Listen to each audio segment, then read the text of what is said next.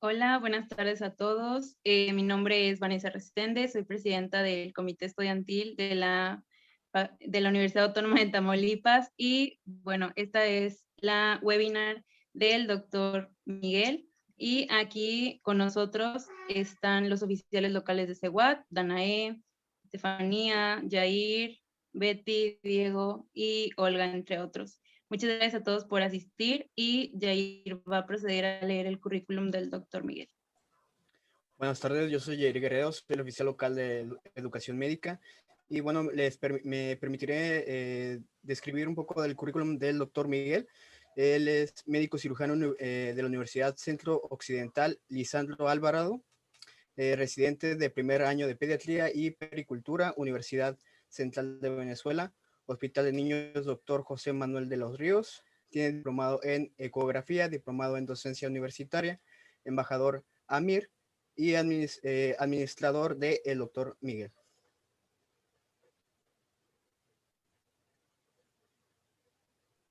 Y bueno, doctor, bienvenido a la webinar. Muchas gracias por su tiempo. Si gusta empezar. Perfecto, bueno, me avisas cuando ya esté yo por acá. ¿Listo? Sí, doctor, listo. Perfecto. Bien. Bueno, buenas noches. Un gusto saludarlos. Eh, bueno, como ya me disculpé anteriormente con los muchachos del comité organizador por no poder haber estado ayer a la hora pautada, me disculpo también con ustedes, pero bueno, nada, vamos a tratar de compensar eso con la actividad del día de hoy. Ya me presentaron, mi nombre es Miguel Pérez Betancourt, yo ahorita soy residente de pediatría, actualmente ya voy en el segundo año de la especialidad en la ciudad de Caracas. Y bueno, exantemas de la infancia es un tema bastante preguntado, muy popular, que no hay prácticamente pediatra que no le guste preguntar sobre este tema y es una pregunta que tengan por seguro que en algún momento de su carrera y de sus rotaciones van a enfrentarse a este tema. Es un tema muy clásico porque son enfermedades conocidas desde hace muchísimos años, de las cuales es muy importante tener eh, ciertos puntos claros de cada una de ellas para lograr identificarlas. ¿Qué vamos a hablar un poco el día de hoy? Hablaremos de la definición como tal de qué son los exantemas de la infancia, su clasificación, algunas generalidades del tema. Sobre cada una de las enfermedades hablaremos de su etiología, sus manifestaciones clínicas y cómo sería el diagnóstico. Y de forma general, algo del tratamiento, lo principal y unas conclusiones. Si hablamos de definiciones, tendríamos que partir diciéndoles que la palabra exantema proviene del griego exanteo, que significa florecer hacia afuera, que es prácticamente la característica de un exantema, que aparecen lesiones en la piel que desde el inicio se pensaba que eran una manifestación de algo interno que estaba manifestándose en la piel, y en realidad es así, una infección en nuestro cuerpo que tiene manifestaciones cutáneas.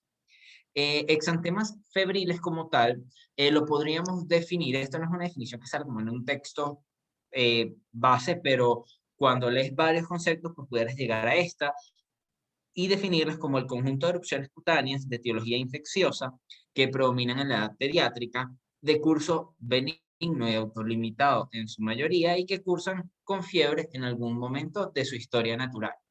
Eso es muy importante, porque prácticamente todos estos exantemas, que son clásicos de la infancia, tienen durante su evolución un momento de fiebre, sea antes o después del exantema, pero hay fiebre, ¿ok?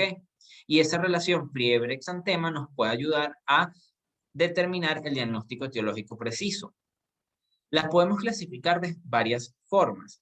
Según la semiología del exantema, que es una de las clasificaciones más conocidas, están los exantemas maculopapulares y los exantemas papulovesiculares. También podríamos clasificarlos según la etiología como virales, que serían todos los que tenemos escritos en negros, y bacterianos como único ejemplo la escarlatina, ¿okay? Que serían de los exantemas de la infancia el único causado por bacterias. De restos, son todos exantemas virales. Sin embargo, en vista de que existe esta entidad bacteriana, se les coloca como exantemas de la infancia y no exantemas virales de la infancia, porque ya sabemos que hay uno en realidad que puede cursar con etiología bacteriana. Si hablamos de los maculopapulares es porque la lesión principal son máculas y pápulas, sabiendo que, bueno, máculas son generalmente cambios de coloración de la piel circunscritos de menos de 1 centímetro, y las pápulas iguales son elevaciones circunscritas de menos de 1 centímetro. El sarampión, rubiola, eritema infeccioso o megaloeritema, exantema súbito o rociola, escarlatina y enfermedad de Kawasaki tienen exantemas con estas características. Mientras que si hablamos de varicela y boca, mano, pie, estaríamos ante exantemas pápulo-vesiculares, y la vesícula es uno de los hallazgos al examen físico más importantes para ayudarte a orientar el diagnóstico. También existe una nomenclatura clásica que se conocía desde hace muchos años, pero que se ha ido sustituyendo progresivamente por los nombres de las enfermedades, y era esta que las enumeraba del 1 al 6. Se habla de que la primera enfermedad es el sarampión, la segunda enfermedad es la escarlatina, la tercera enfermedad la rubiola, la cuarta enfermedad actualmente está eliminada porque, pues, al comparar las literaturas y ver de qué se trataba la cuarta enfermedad, pues se llegó a la conclusión de que estaban confundiendo algunas de las enfermedades. Algunos quisieron colocar como cuarta enfermedad el síndrome de la piel descaldada, ocasionado por el estafilococcus aureus, pero no genera un exantema como tal. Sí son lesiones en piel, pero no es un exantema. Por lo tanto, entonces se quedó la cuarta enfermedad sin representante. Pasamos a la quinta enfermedad con el eritema infeccioso o megaloeritema, y la sexta enfermedad es el exantema súbito o rociola. Están también otros exantemas que no son clásicos de la infancia y por lo tanto no van a ser tema de este seminario como tal, pero que son enfermedades muy conocidas que pueden ocurrir tanto en la edad adulta como en la edad pediátrica, y pueden cursar con exantema, y nos sirven para tenerlos presentes y hacer diagnósticos diferenciales cuando sumemos clínica con epidemiología, edad del paciente, ¿ok? Y otros datos que nos van a ayudar a saber de qué se trata. El dengue, en su evolución, en muchos de los casos, cursa con un exantema o incluso una eritrodermia generalizada que puede confundir. El chikungunya también, la mononucleosis también puede generar un rash, sobre todo si cuando se confunde la mononucleosis con una amigdalitis y se indica amoxicilina, muchas veces posterior a la indicación de la amoxicilina, en el caso del virus Epstein-Barr, se genera posteriormente un exantema. El Zika, que tuvimos hace nada también una epidemia de Zika, y el mayaro, que es más común en algunos sitios tropicales como Brasil y Venezuela. Entre las generalidades que podemos hablar de los exantemas febriles está que, bueno, como les comenté, la fiebre es un asociado constante. En algún momento de la enfermedad habrá fiebre. Que la cronología de la enfermedad actual es muy importante también para poder establecer algunas diferencias en algunas que se parecen bastante, como de repente el sarampión y la rubiola. Esta cronología, y por eso es muy importante eso, el primer día, el segundo día, el tercer día, cómo va pasando día a día, caracterizarlo muy bien. La semiología del exantema, por supuesto, porque dependiendo de cómo esté distribuido el exantema y su forma de aparición, nos va a orientar.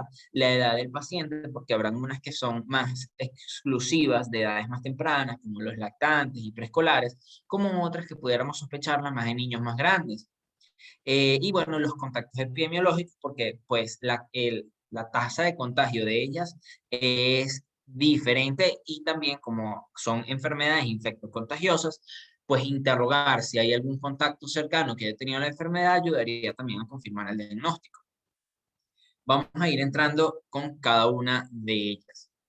En el caso de el sarampión, que es la que conocimos como primera enfermedad, sabemos ya que es una enfermedad causada por el virus del sarampión. Tiene un periodo de incubación variable de 5 a 14 días. Siempre los periodos de incubación, dependiendo de la literatura donde busquemos, saldrán días diferentes, pero más o menos entre 5 y 14 días. Con respecto a la forma de contagio, esto es lo más importante, que es una forma de contagio más que todo respiratoria. Las gotitas de flush, la saliva, el contacto directo, con un periodo máximo de contagio entre 4 días antes y 4 días después de que aparezca el exantema. ¿Qué ocurre en el sarampión? Fíjense que, bueno, probablemente el sarampión en su país, muchos de ustedes no lo vayan a lograr ver por la vacunación. Recordemos que, bueno, la vacuna trivalente viral, que es sarampión, rubiola y parotiditis, ha prácticamente disminuido en casi su totalidad los casos de estos virus, siendo visibles todavía en algunos países en los que las coberturas vacunales no son satisfactorias. Y, por ejemplo, acá en Venezuela, por temas de los últimos años y las crisis que se vive acá, pues hubo una disminución en la cobertura vacunal de la trivalente viral y el 2018 hubo una epidemia de sarampión y lo logramos ver. El cuadro clínico característico del sarampión tiene un periodo prodrómico, es decir, casi siempre se habla de periodo prodrómico a los periodos previos al exantema, que es como la manifestación clave de este grupo de enfermedades, ¿no?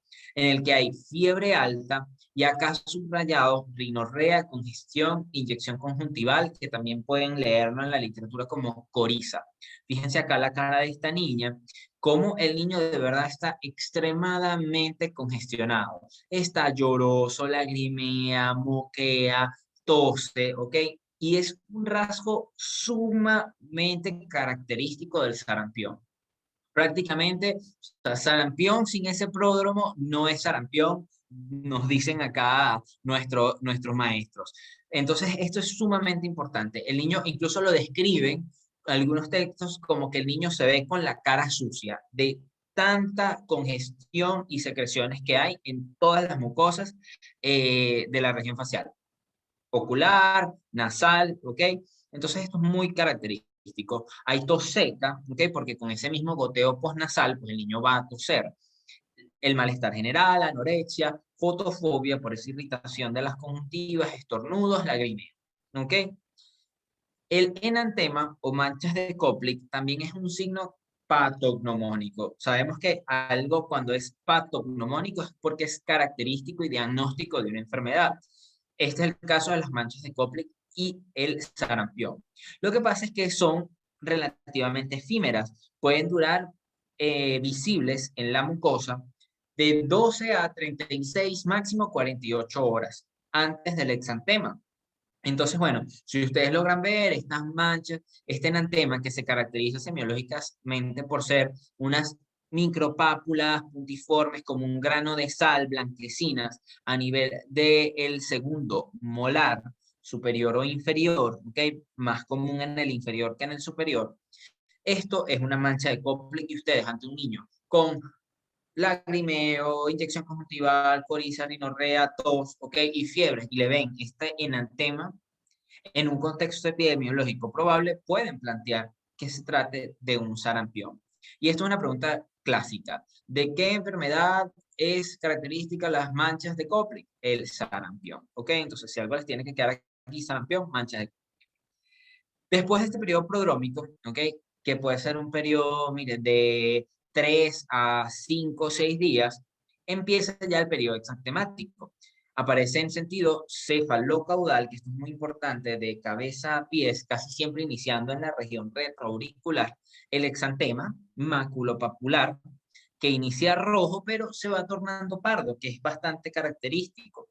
Al tercer día se ha distribuido en todo el cuerpo, confluye y empieza a desaparecer en el mismo sentido que apareció, es decir, céfalo-caudal. Otro rasgo característico es que a medida que va apareciendo el exantema y exacerbándose las características del exantema, que es aproximadamente unos 3 a 4 días que llega a su punto máximo, los síntomas generales empiezan a desaparecer. O sea, disminuye la congestión, disminuye la tos, ¿ok? Y el niño empieza a curarse una vez que el exantema empieza a disminuir. El sarampión de todos estos, pues es el más contagioso, tiene una alta tasa de contagiosidad, ¿ok? Así que en caso de una epidemia de sarampión, pues probablemente, no sé si en su país, pero lo más probablemente es que lo sea, una enfermedad de notificación obligatoria para poder hacer vigilancia y cerco epidemiológico y evitar los contagios. Luego del periodo exantemático va a ocurrir una descamación furfurácea, la describen que es como una descamación fina, superficial, ¿ok? Hasta la desaparición completa de los síntomas. ¿Qué complicaciones puede tener el sarampión? Otitis media, por ese exceso de secreciones, ¿ok? Neumonía, existe la neumonía por sarampión, el CRUP, que ya sabemos que es una afección más que todo de la laringe, y diarrea. En algunos casos también pudiera haber diarrea. Como conclusión y datos importantes, el sarampión, un pródromo muy sintomático, las manchas de Koplik, ¿ok? Y un exantema cefalocaudal que se torna pardo. Esos serían los 3 datos más importantes del sarampión. Pasamos a la segunda enfermedad, que sería la escarlatina, la representante del exantema causado por una bacteria. En este caso, el Streptococcus piógenes, también conocido como Streptococo beta hemolítico del grupo A. Y el causal como tal no es propiamente la bacteria, sino la toxina pirógena de este estreptococo, ¿ok? Que genera esta reacción. Es una infección de piel y partes blandas, estreptocócica, no toxigénica, disculpen, toxigénica. ¿Por qué? Porque es mediada por una toxina. El contagio, como casi todas las demás, secreciones respiratorias, gotitas de saliva, ¿ok? Pero es contagiosa solo hasta 24 horas después de recibir el antibiótico.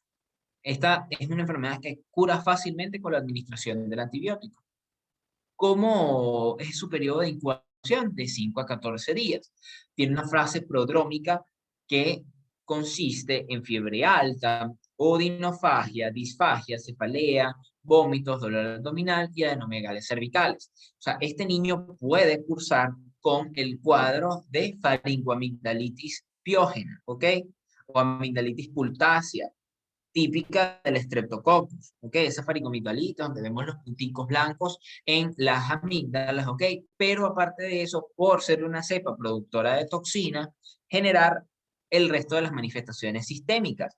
Recuerden que no toda faringomigdalitis por Streptococcus se va a presentar también con eh, con escarlatina. Ni toda escarlatina va a presentarse también con faringomigdalitis. Puede ser que tú tengas una cepa productora de toxina que te generó simplemente una escarlatina, como puedes tener todo el cuadro de faringomigdalitis más escarlatina. Este es un periodo prodrómico de 24 a 48 horas y de una vez aparece el exantema, que es maculopapular, eritematoso, es como micropapular, es puntiforme y áspero. De hecho, cuando ustedes lo palpan, se palpa como un papel de lija. Esto sí es una entidad que van a poder encontrarse, ¿ok? Bueno, el niño obviamente va a decir que le pica, aparece en sentido cefalocaudal, y esto es muy característico, esta fascia, ¿ok? La fascia con el triángulo de Filatov. Vemos una cara que está como enrojecida, pero que toda esta área nasogeniana está más bien pálida, ¿ok?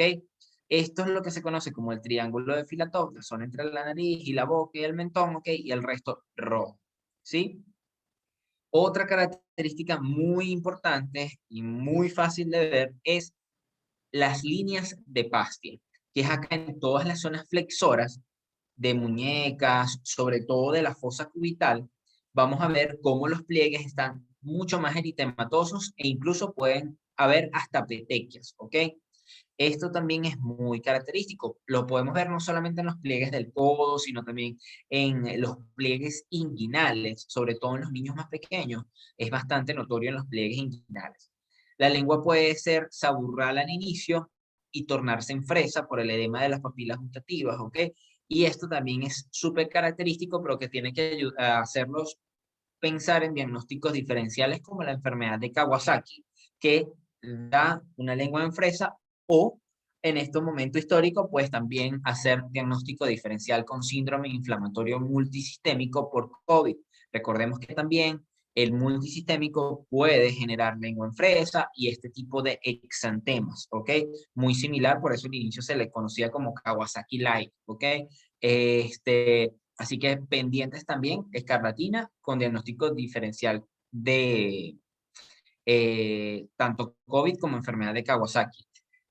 Datos característicos, bueno, obviamente las líneas de Pastia y el triángulo de Filatov, que no estarían en estas otras entidades, y en dado caso la afección faríngea, que no es característica de la enfermedad por COVID, sobre todo lo que es el síndrome inflamatorio multisistémico.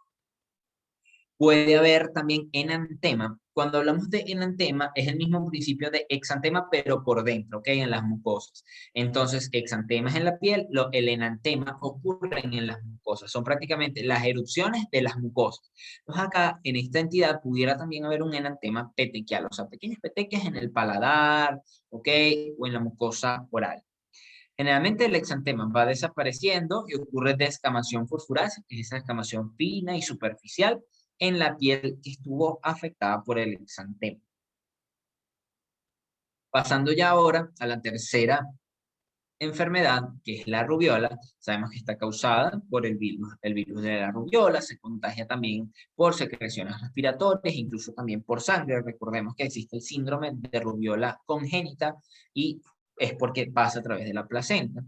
Tiene incubación de 14 a 23 días, con un cuadro clínico que se caracteriza también por un periodo prodrómico o antes del exantema de 1 a 2 días, con fiebre baja, rinorrea y congestión nasal leves, no al punto del sarampión, sino que el niño puede lucir en mejores condiciones. Acá el dato importante son las adenomegalias retroauriculares, como podemos ver acá, occipitales o incluso cervicales.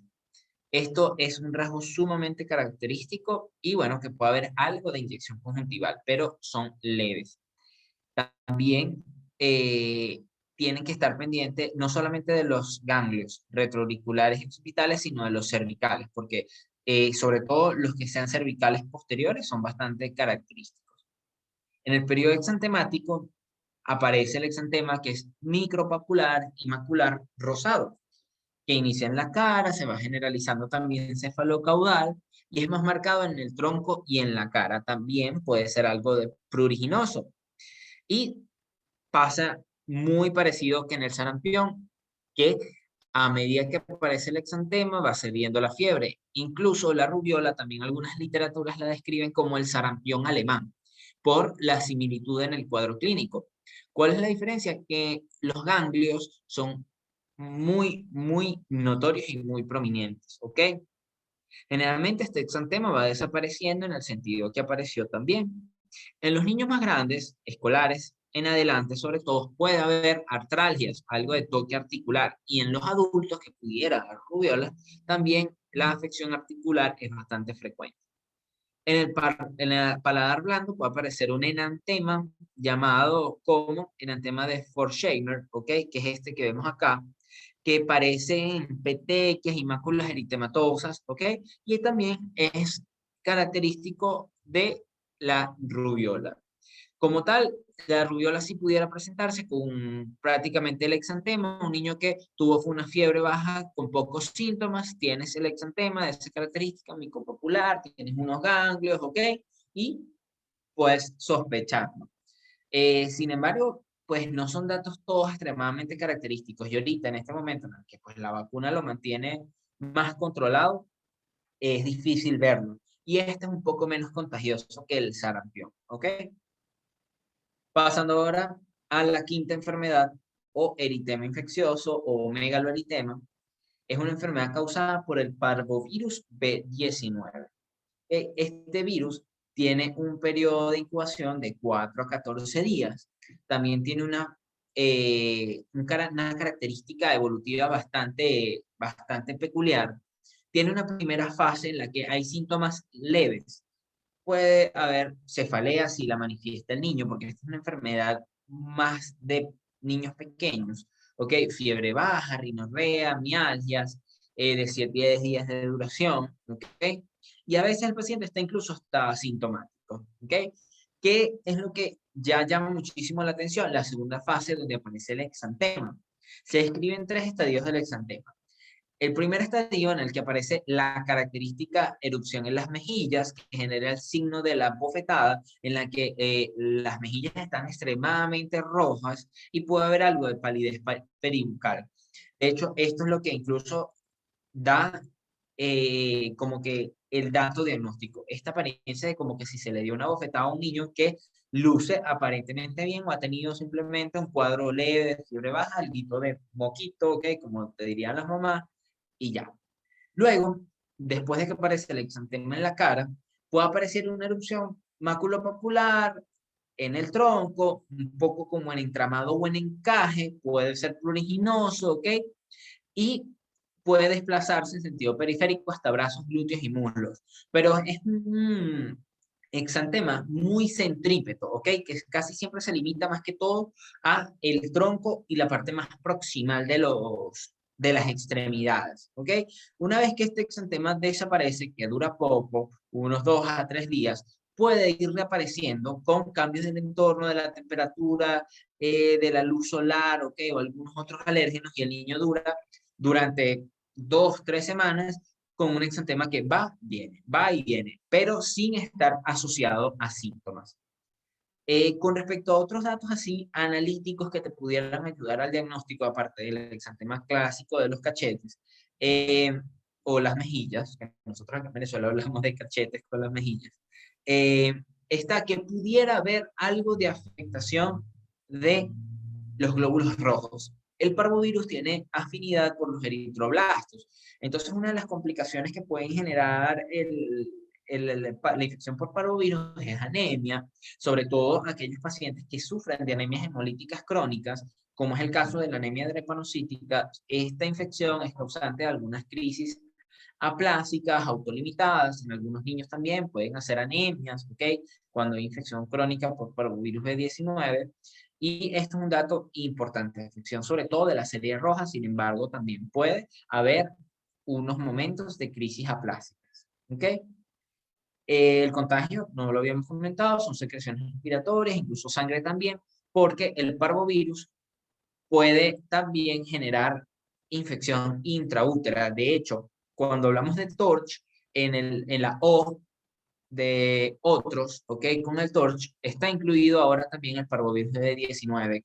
Cuando hay infección intraútero, genera hidrops fetalis, porque aquí en la infección intraútero sí pudiera generar más estragos el hecho de estar anémico. Cuando un bebé está anémico desde la barriguita, pues va a desarrollarse un hidrops fetalis que, bueno, genera al final una insuficiencia cardíaca, el niño nace todo hematizado, ¿ok?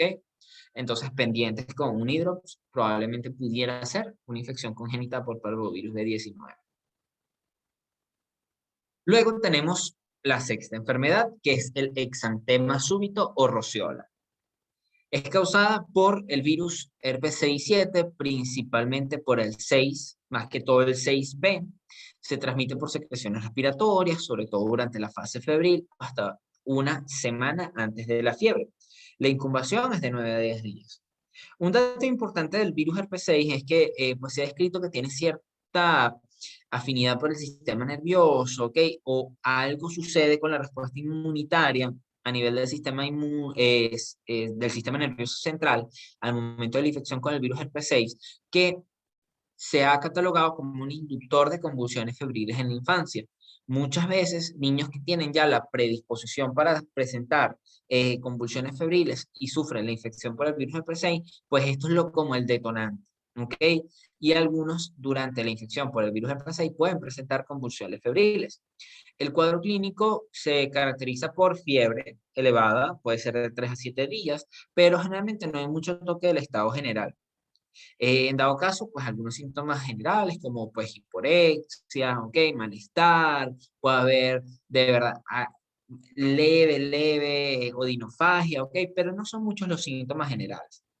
Al momento que desaparece la fiebre, es que aparece el exantema, y este es el dato súper clave del exantema súbito o rociola. Fíjense que la misma palabra, súbitamente desaparece la fiebre, que la mamá cree que se curó, y le aparece el exantema. Incluso a veces así llegan a la consulta. Doctor, este niño tenía 3, 4, 5 días con fiebre, se le quitó la fiebre, entonces ahora le salieron estas cosas en la piel. Lo más probable es que sea un exantema súbito o rociola. Esta es una enfermedad prácticamente de guardería, exclusiva prácticamente de lactantes y preescolares pequeños, porque ya pues para la edad escolar casi todo el mundo está ya expuesto en algún momento de su vida a esta enfermedad, ¿ok? Entonces ya, por ejemplo, nosotros todos en algún momento de nuestra vida probablemente ya nos expusimos al virus herpes 6, por lo tanto es una enfermedad muy clásica de la infancia. El exantema se caracteriza por ser maculopapular de 2 a 3 milímetros, a veces dicen pues que tiene forma como de almendra, eritematoso, rosado, predomina en tronco, pero se puede también extender a cuello, cara, ¿ok? Y ser generalizado desde el inicio.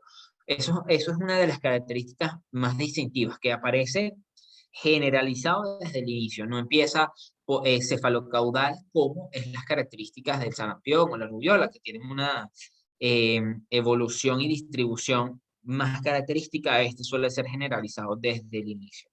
Y dura máximo 48 horas, pasa solo, ¿ok? Y no hay que hacer más nada. Hay un enantema que se conoce como manchas de Nagayama, que también son máculas o pápulas en la úvula o paladar blando eritematoso.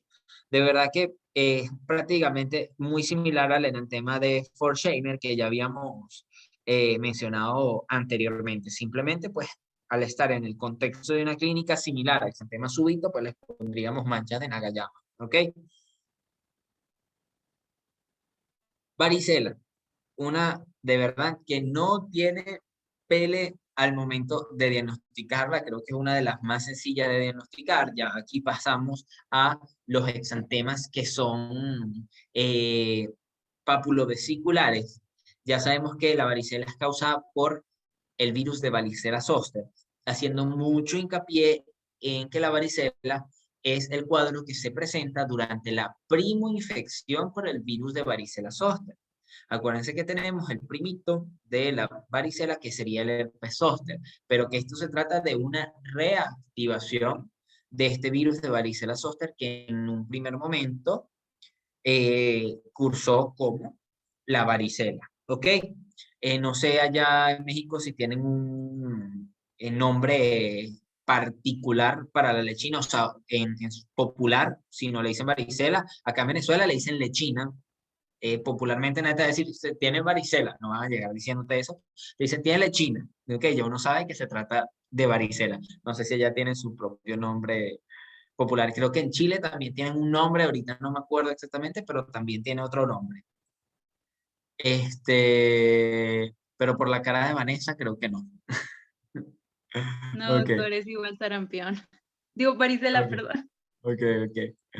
Bien. Este, Fíjense, cuando hay la preinfección por varicela zoster, que su contagio es por secreciones respiratorias, gotitas de flush y el líquido de las vesículas, cuyo periodo máximo de contagio es de 2 días antes de la aparición de los síntomas hasta que todas las lesiones están costrosas. Y eso es bastante importante, porque si te llega un niño en el que, bueno, ya tiene varios días con todas las costras formadas, ya le puedes decir a la mamá que tranquila, que no va a contagiar más nadie. ¿Ok? Importante es cuando todavía hay los otros tipos de lesiones. ¿Cómo es la evolución de esta enfermedad tan clásica de la infancia? Una fase prodrómica de 1 a 2 días, cortica. El niño tiene fiebre alta, malestar, hiporexia, astenia, está irritable, ¿ok?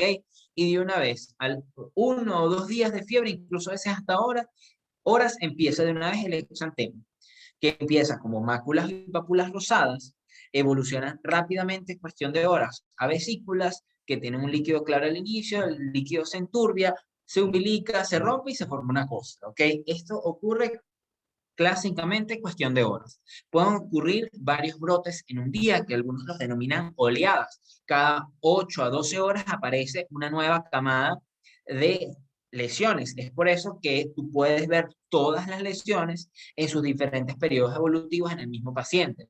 El paciente puede tener máculas, pápulas, vesículas y costras, ¿ok? Sobre todo en los primeros días de la aparición del exantema, que están ocurriendo los brotes continuamente. Esto lo caracteriza también como un exantema polimorfo, ¿ok? Porque tiene varios tipos de vesículas.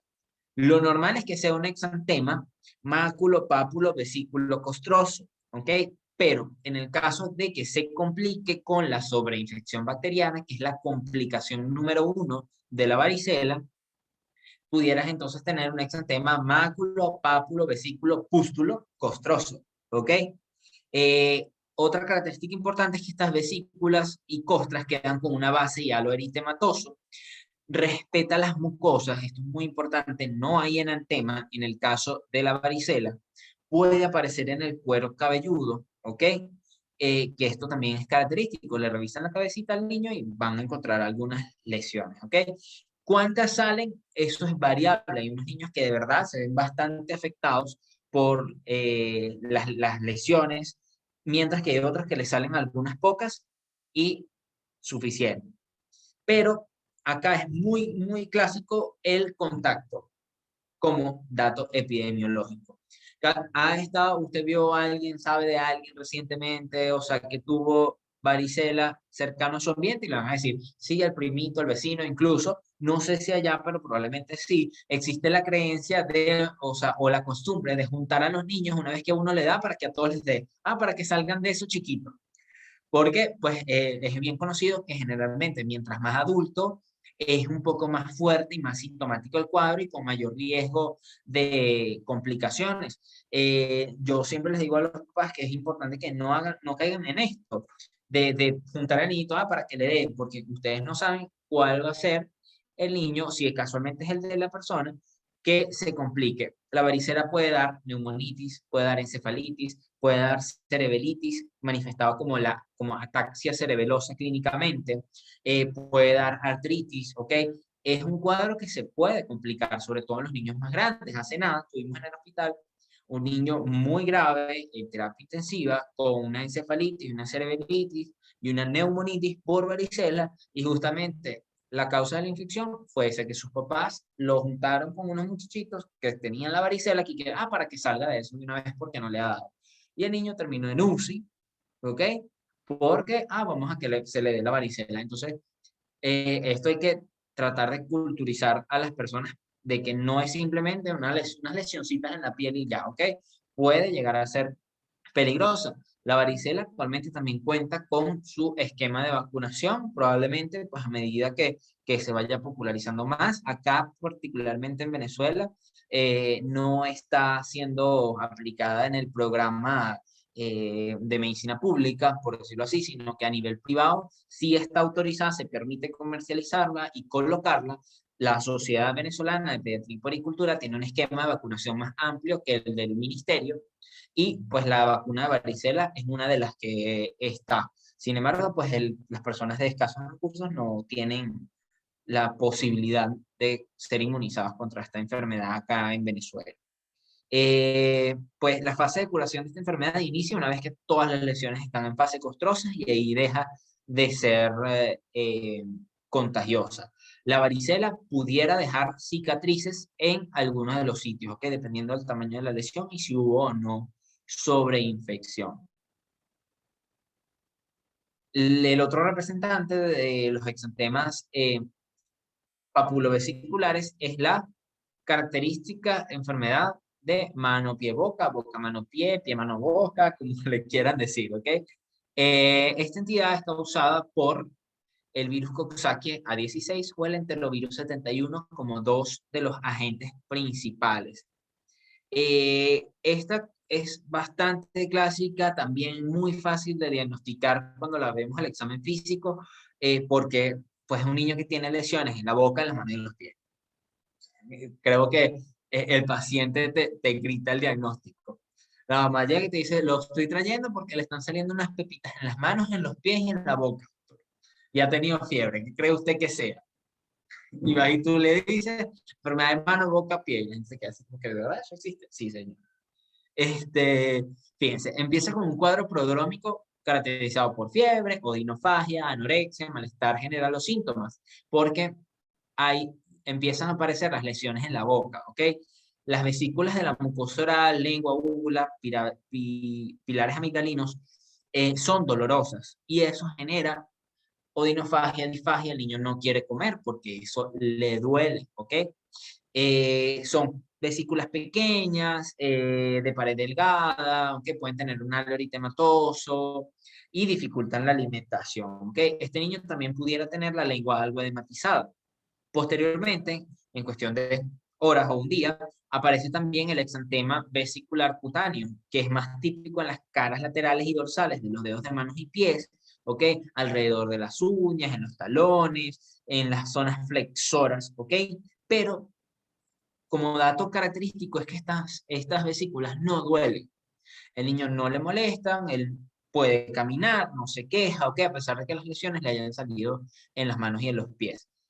Estas son un poco menos con tendencia a romperse, no se rompen tan fácilmente, ¿ok? Entonces, es un poquito menos frecuente que se sobreinfecten que con la varicela. Sin embargo, la sobreinfección también es una posibilidad, una de las complicaciones más frecuentes. Por ejemplo, estas manitos y estos piecitos son de un paciente que yo mismo vi, no, este no es de internet, este es un paciente que yo le tomé la fotito para que ustedes vean qué característico es las lesiones, y esta era la boquita del niño. Ahí ven en la lengua, no sé si se logra apreciar bien, algunas lesiones que parecen como aftas también, ¿ok? El exantema obviamente también es bilateral, simétrico, respeta cuero cabelludo, no es pruriginoso, y acá se forman unas costras y desaparece por completo. No deja cicatrices, ¿ok? Como tal, la única eventualidad que te podría ayudar a confirmar el diagnóstico de una forma un poco retrospectiva es la aparición de algo muy característico, que es la onicomadesis. La onicomadesis es el desprendimiento de la uña en su parte proximal, como hacia la base. Y eso se debe a eso, a la aparición de esas vesículas que están sobre todo cercanas al lecho unguial, que es uno de los sitios donde pueden aparecer. Pues ahí durante la enfermedad, pues como que se afecta el crecimiento de la uña y el niño empieza a tener o unas líneas de Beau, que son líneas, ¿ok? O líneas de Mesh, que ya forman surcos, ¿ok? Que van creciendo desde la parte proximal hasta lo más distal en la uña, ¿ok? O sea, eso va desapareciendo, pero te refleja que hubo, esas son características de las uñas que pueden reflejar o un periodo de enfermedad aguda con posterior recuperación, o en este caso, son muy característicos como una secuela de la enfermedad de mano, boca, pie. A veces pasa que llegan las mamás que de repente pasaron esto desapercibido, no, ya nos llegó a pasar a nosotros en la consulta. Dice, doctora, le está saliendo esto, se le están como desprendiendo algunas uñas a los niños, al niño.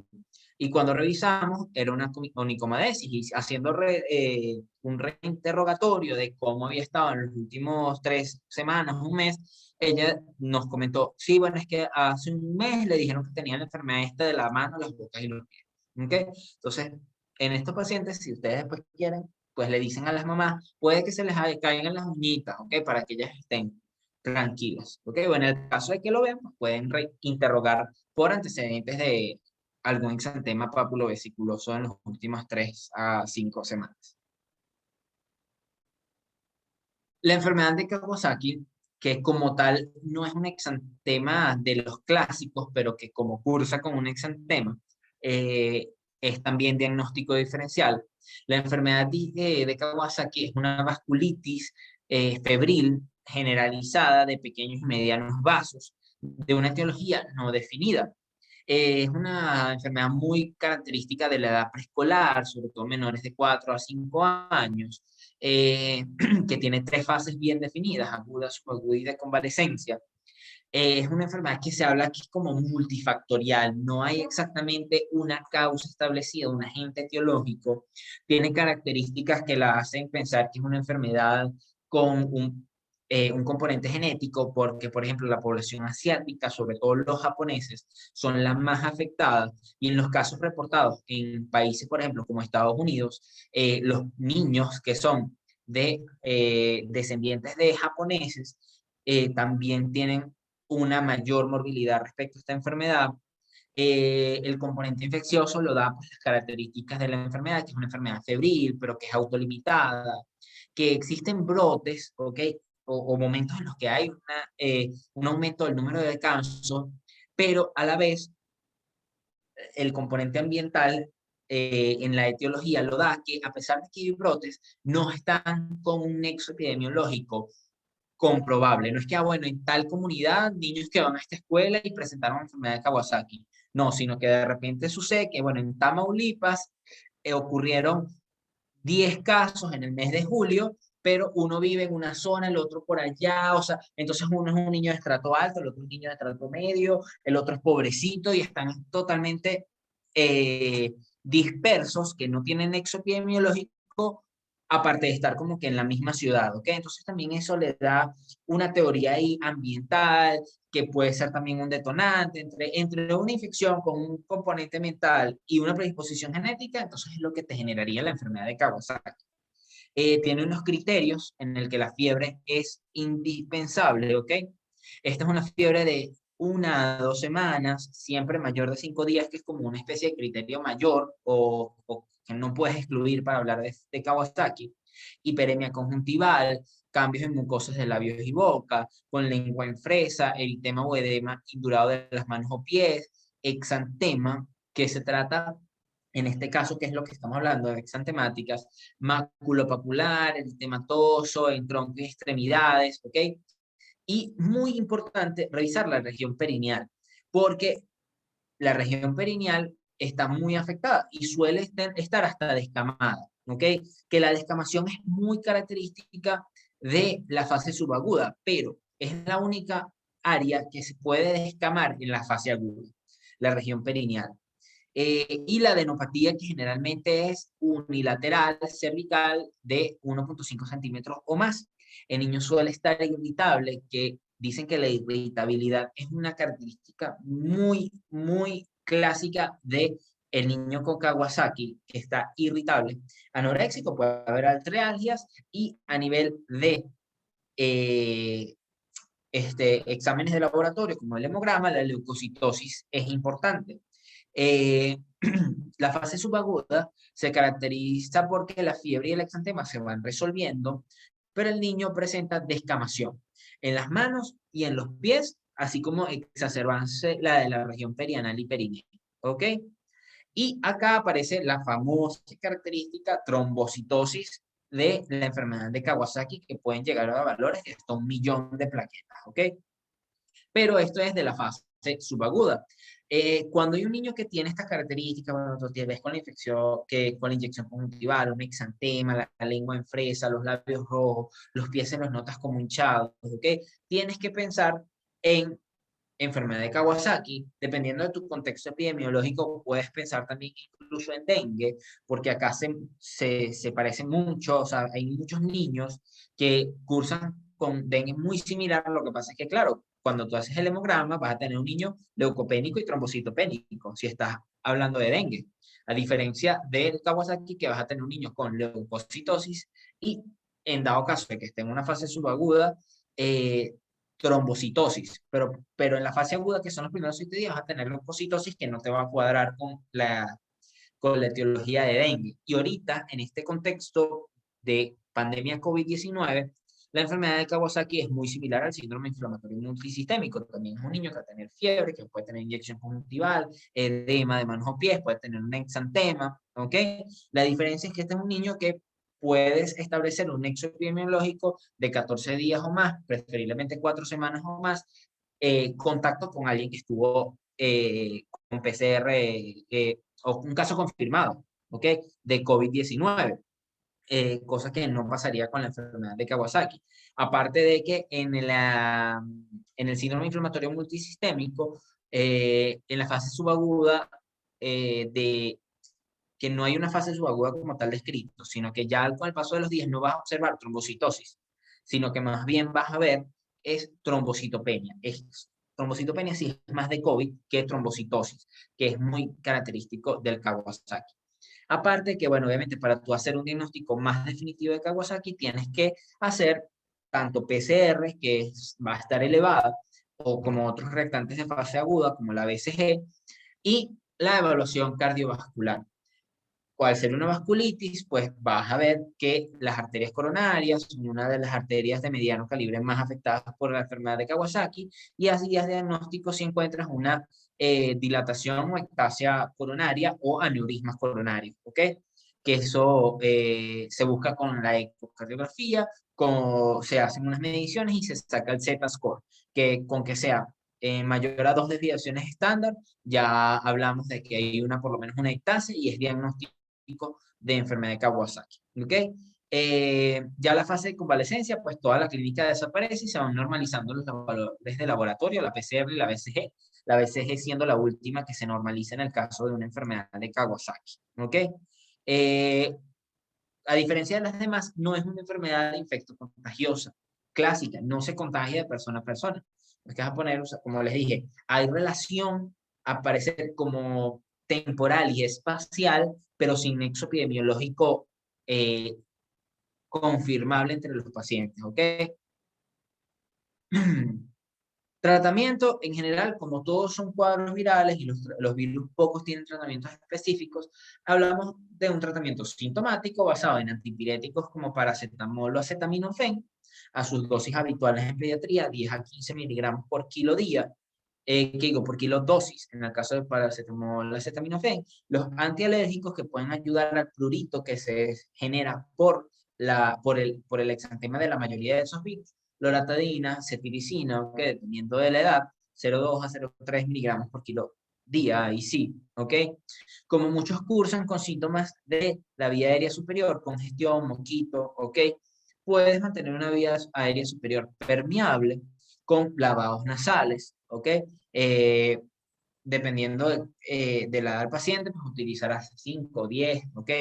20 cc de solución fisiológica. Eso de goticas, 2 goticas, 3 goticas en la fosa nasal, eso no funciona, ¿ok? Hay que hacer un buen lavado que garantice la movilización de fluidos desde las fosas nasales y mantener un buen estado de hidratación. Recordemos que la fiebre, el exceso de secreciones, el malestar, la hiporexia que tiene el paciente asociada a su malestar, pues deshidratan. Y mantener una buena hidratación mejora en general la sintomatología. ¿Okay? Con respecto a algunos datos claves del tratamiento específico, no olviden que en el sarampión se habla mucho de hacer suplementación con vitamina A, porque pues, se ha demostrado que disminuye la aparición de algunas complicaciones. ¿Okay? Entonces, sarampión, vitamina A, escarlatina, penicilina benzatínica, recordemos que es el único exantema de origen bacteriano. Entonces, la penicilina benzatínica es el, el antibiótico de elección, ¿ok? Con sus dosis dependiendo de la edad y el peso del paciente, 600.000 unidades o 1.200.000 unidades, ¿ok? En su defecto que no se cuente con penicilina benzatínica, pues se puede utilizar amoxicilina vía oral. Puede ser amoxicilina simple, no hace falta que sea amoxicilina con clavulánico. Recordemos que estamos ante un estreptococo, ¿ok? Un estreptococo piógene que no genera resistencia a las penicilinas mediante beta-lactamasas. Entonces no hacemos nada con el ácido clavulánico, ¿ok? A diferencia de que si hablamos de otros gérmenes, por ejemplo, como Haemophilus, que sí produce beta-lactamasa, entonces, pero en este caso, que la etiología es clásica de Streptococcus pyogenes, amoxicilina sin clavulánico es suficiente, ¿ok? Porque a veces, bueno, tenemos esa duda, bueno, con clavulánico mejor por si acaso. Recordemos que no es el mecanismo de resistencia del estreptococo. Se justifica enviarlo con clavulánico ante un niño que de repente tenga su esquema de vacunación incompleto y tiene una otitis, donde, bueno, sí, puede ser Streptococcus pneumoniae, pero puede ser hemófilo porque no está vacunado. Entonces, bueno, ante la duda, pones con clavulánico, ¿ok? En el caso de varicela, como se trata de un virus herpes, de la familia de los virus herpes, el aciclovir es un tratamiento indicado. Generalmente no se usa de rutina, o sea, no es que te llega el niño con varicela y le vas a indicar aciclovir, sino en los casos que ya hay complicaciones de varicela, que lo indicarías más que todo de forma endovenosa. ¿Ok? Antibiótico terapia sí se sobreinfecta, por supuesto. Y hablando de la sobreinfección y las bacterias y esto, la escarlatina, así como la faringoamigdalitis, es muy importante que la tratemos con antibióticos. Como muchas de las infecciones bacterianas se pudieran autolimitar, ¿ok? Incluso el paciente con sus tocamientos y eso, esto pudiera resolverse solo. Pasa, ¿ok? Pero estos son los niños que te llegan entonces a las 2 a 3 semanas con un síndrome nefrítico, ¿ok? Recordemos que el síndrome nefrítico pues tiene como antecedentes o una faringoamigdalitis o una infección de piel y partes blandas, ¿ok? Por un estreptococo piógene. Entonces, estos son los niños que, sí, él tuvo una infección en la garganta hace una semana, pero bueno, se le quitó sola y nadie se la trató. Entonces, para evitar la complicación del síndrome nefrítico o incluso la fiebre reumática, entre otras esas complicaciones tardías de infecciones por estreptococo, hay que tratar con antibióticos. Y la enfermedad de Kawasaki, que su tratamiento son las inmunoglobulinas, el ácido acetilsalicílico como tratamiento base, ¿ok? De entrada, enfermedad de Kawasaki, inmunoglobulinas. Como conclusión, podemos hablar de que, se va a acabar la batería, que los exantemas son frecuentes en la infancia, ¿ok? Son casi característicos de la infancia, es raro que se presenten algunos en la edad adulta. La vacunación ha disminuido su incidencia, es probable que si sus países siguen con la cobertura vacunal como bien establecida, pues probablemente nunca vean un caso de sarampión, un rubiola, ¿ok? Que siempre van acompañados de fiebre en algún momento de la enfermedad, que la enfermedad actual es clave, caracterizarla evolutivamente, y que el diagnóstico es eminentemente clínico. Prácticamente no utilizamos auxiliares, sino de repente para orientarnos. Casi siempre el hemograma, ¿ok? O hematología completa que le decimos acá, es uno de los que más utilizamos, porque muchos son tan clásicos que no hace falta, ¿ok? Y que el tratamiento en su mayoría es sintomático, con las dos excepciones que son la escarlatina y la enfermedad de Kawasaki, que tiene un tratamiento bien dirigido con inmunoglobulinas. Voy a conectar rapidito a la computadora porque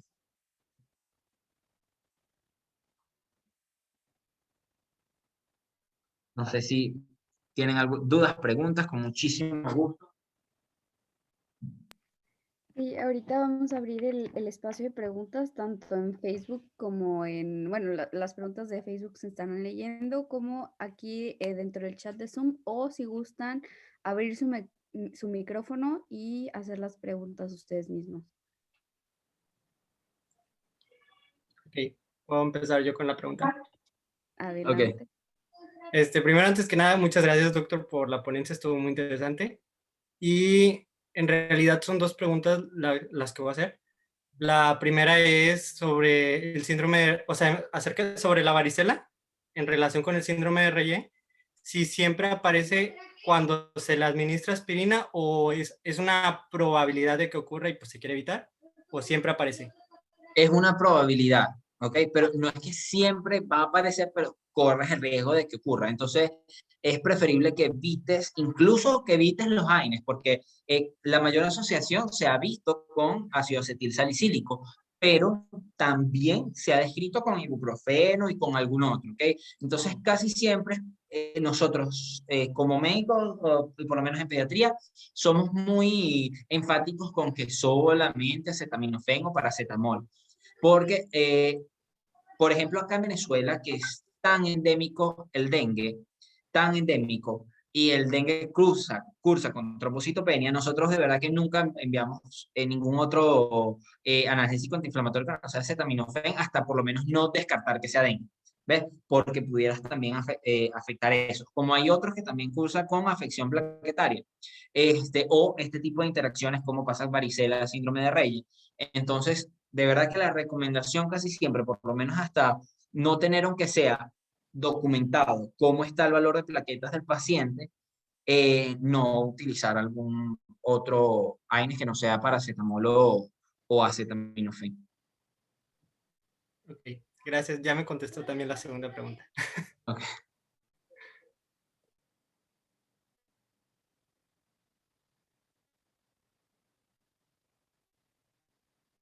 ¿Alguna otra pregunta? Pueden escribirle en el chat o hablarlo también.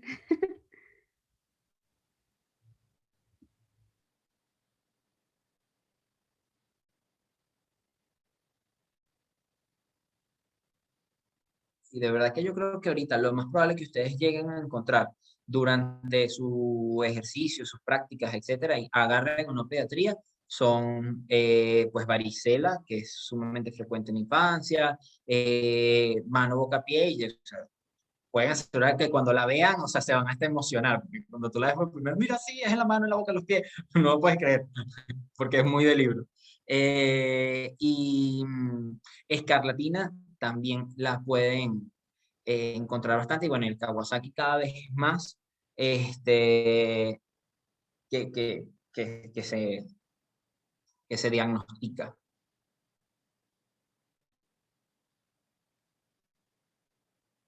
Hay tantos virus que cursan con exantemas que a veces, y las presentaciones no son clásicas. Lo que pasa es que, bueno, tú puedes estar tranquilo que la mayoría de las veces que se trata de un cuadro de exantema, fiebre, con síntomas de vía aérea superior, se trata de algo viral, ¿ok?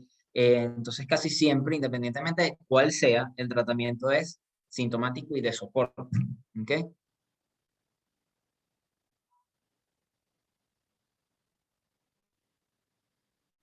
Bueno, creo que no hay dudas porque, bueno, explicó muy bien el tema. La verdad, estamos fascinados con la manera en la que lo explicó y nos desenglosó. Yo, por ejemplo, no he llevado todavía pediatría, pero muy bien explicado. Yo me quedé asombrada verdaderamente de conocer un poquito más, a pesar de llevar otras materias y ya como que lo voy relacionando. Pues, muchas gracias, doctor. No, sí, creo que ya no hay. Ah, mire, hay una en el chat. Dice, buenas tardes. Mi duda es, ¿qué estudios de laboratorio son los que más se piden? Diré para mí. De entrada, por lo menos un hemograma, ¿ok? Que te permite, o sea, porque tú en este caso, como son enfermedades virales, con tú lograr ver hemoglobina, hematocrito, leucocitos y el diferencial, linfocitos, neutrófilos, eosinófilos y plaquetas, tienes tanta información, o sea, no tienen idea de la información que se le puede sacar, ¿ok? A ese simple examen, ¿ok? Eh, si tú estás con leucopenia, a predominio de linfocitos, probablemente, y la cuenta está con predominio de linfocitos, lo más probable es que sea algo viral. ¿Ok? Si tú tienes ya una leucocitosis y neutrofilia, pues te vas o a que es una escarlatina en este caso, o a un Kawasaki, dependiendo del cuadro. Pero va a ser prácticamente eh, innecesario por lo menos de entrada. Todo te lo va a dar también el paciente. ¿Ok? Si tú tienes un niño con varicela, por ejemplo, y ese niño tiene, tú lo ves que está como desorientado, con mucho toque del estado general, ¿ok? Lo ves que tiene mucha tos, ya ahí tú amplías tu batería de estudios, ¿no? O sea, le vas a pedir una radiografía de tórax, vas a pedirle lactantes de fase aguda, y si lo ves con toque del estado general, pues le tendrás que pedir hasta una punción lumbar, ¿ok? Para hacer estudio del líquido cefalorraquídeo y ver si tiene o no encefalitis. En el caso de un niño en el que tú veas que hay un exantema súbito y tú estás planteando que pueda tener anemia, pues fíjate que con la pura hematología tú tienes, pero bueno, si de repente el paciente siguió con esa crisis de anemia por mucho tiempo, entonces ya te vas a tener que ir para prótesis de sangre periférica, ¿ok? Entre otros estudios. Entonces todo también te lo da el paciente, pero de entrada, con un hemograma, créeme que tendrás mucha información y después, obviamente, del paciente y su clínica, entonces tú vas pidiendo uno y otro que te ayude a orientar. Si quieres hacer ya diagnósticos específicos, la mayoría se hace o a través de serologías con inmunoglobulinas, ¿ok? O sea, pides IgM para el virus causal. Si te sale positiva, pues obviamente ya sabes que tiene una infección aguda. En algunos casos también hay determinación a través de hisopados nasofaringios u orofaringios de algunos. Por ejemplo, en el caso de la escarlatina, pues con el hisopado faringio puedes determinar el antígeno y hacer diagnóstico, pero es tan clásico que cuando tú lo ves, o sea, no lo vas a pedir, porque es como un recurso innecesario, malgastado. Por ejemplo, bueno, nosotros hemos aprendido mucho a eso. A ver, cuando la cosa está de libro, ¿para qué lo vas a pedir? El laboratorio. Supone que Gracias. uno pide un laboratorio para confirmar en dado caso una sospecha diagnóstica, pero hay cosas que son totalmente diagnósticas. Bueno, doctor, muchas gracias por aceptar participar con nosotros y darnos esta conferencia. De verdad, todos estamos muy felices con su conferencia. Yo ya, bueno, estoy llevando el segundo semestre de pediatría y la verdad, o sea, su clase me hizo entenderlo todo mucho más fácil a como nos lo explican o enseñan algunos docentes acá en México. Y para finalizar, no sé si alguno de los que están aquí adentro quieran poner su cámara para tomar una foto de la webinar. Quien quieran pueden prender su cámara para que Danae nos haga el favor de tomar una foto.